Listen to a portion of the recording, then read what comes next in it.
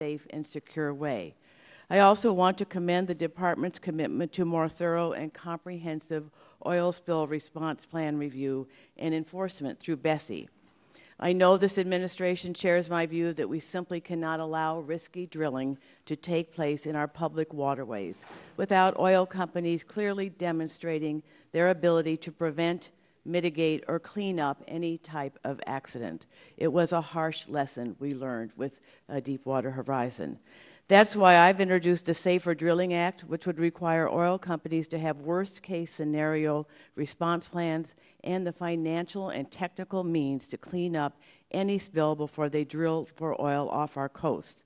However, as Congressman Markey has been discussing, your department has granted Shell Oil conditional approval of its plan to begin drilling exploratory wells in the Beaufort Sea off the North Slope of Alaska.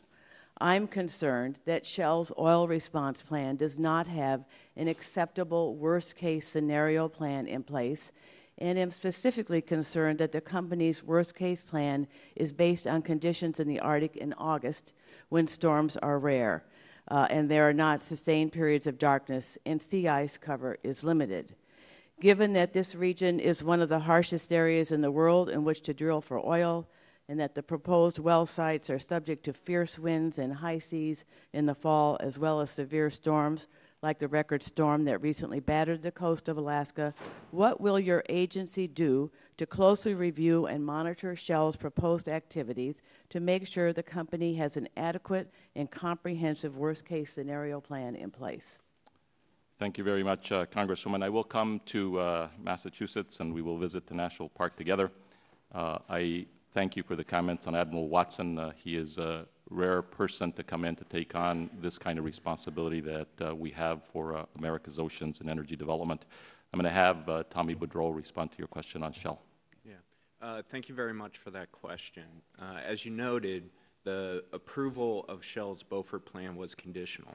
Included among those conditions is that Shell demonstrate the ability to contain any spill or blowout related to their operation, and they'll have to prove that to us before they get a permit to drill. They'll also have to demonstrate before getting a permit to drill that they have adequate spill response and that we're satisfied with their spill response plan.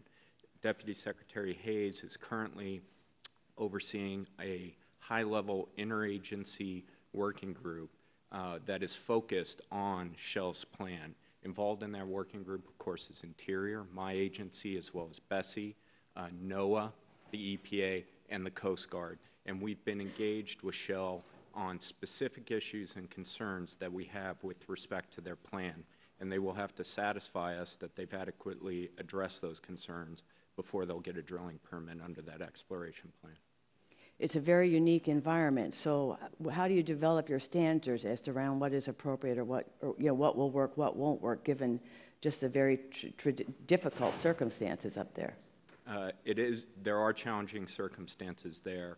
Our regulations set, I believe, a very high bar with respect to spill response, and you have to pay attention to the particular challenges in the Arctic when you evaluate the plan that's put forward. Some of the issues that we're considering, for example, is the length of the drilling season to address that issue that you referred to. You know, the legitimate question, what are you doing if there is an accident late in the drilling season? Those are the types of issues that we're focused on with Shell right now. Can you imagine a situation in which your department considers every possibility and that Shell cannot come up with a plan to deal with the worst-case scenario, in which case you would not issue the permit? Again, they will have to satisfy us that their plan is adequate to deal with the proposed operations that they put forward. Thank you. I yield back. Time of the gentlelady has expired. The gentleman from Colorado, Mr. Lambert, is recognized. Thank you, Mr. Chair. Thank you, Mr. Chairman, and Secretary Salazar. Thanks for being here. It's good to talk to a fellow Coloradan. As I'm sure you know, increased regulations on an industry lead to regulatory uncertainty, which hinders that business being able to expand and create jobs because it's harder to plan their future. With oil shale in particular, a recent study indicates that over 350 American jobs could be created by the development of the oil shale. However, your department plans to issue hydrofracking regulations, which would undoubtedly hinder this development, but also in the past, right after coming into office,